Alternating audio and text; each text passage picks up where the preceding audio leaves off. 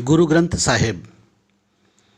The fifth Sikh Guru, Guru Arjan Dev, compiled Guru Nanak Dev's hymns along with those of his four successors and other religious preachers like Baba Farid, Ravidas, and Kabir in the Adi Granth Sahib in Amritsar, Punjab. Guru Gobind Singh, the 10th Guru, included the compositions of the 9th Guru, Guru Tej Bahadur, and a couplet of his own, and this scripture was called the Guru Granth Sahib. The entire Guru Granth Sahib is written in the Guru Mukhi script.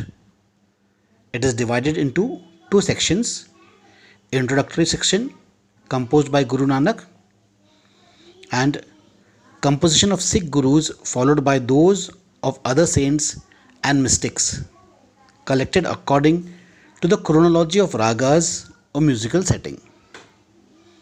Mystics are sant or saints who used to sing hymns about praise of God.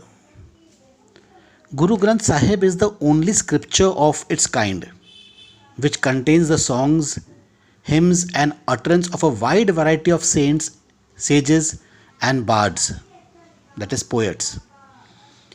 This shows that Guru Arjan Dev wanted to affirm the fundamental unity of all religions and the unitary character of all mystic experiences. It is indeed a magnificent compendium of religions, mystic and metaphysical poetry written or uttered between the 12th and the 17th century in different parts of India.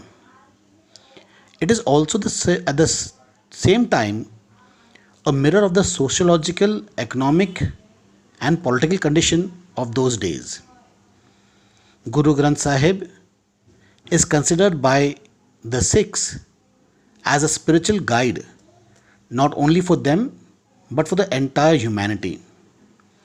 They regard it as a living Guru that has all the answers regarding religion and morality.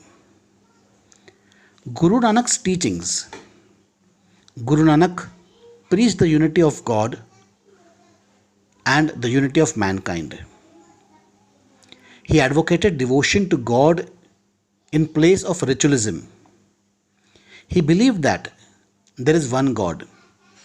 His name is Eternal Truth. He is the maker of all things. He emphasized the importance of devotion to God and the repetition of Satnam, that is, God's name, which could combine with meditation. It is the only means by which a soul can be saved from the cycle of birth and rebirth. Like Kabir, he believed that personal devotion to one God could lead to salvation regardless of caste, creed, or sect.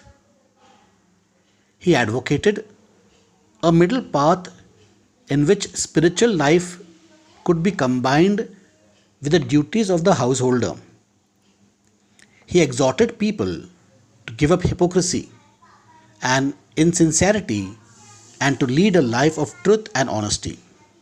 He condemned idolatry in all its forms.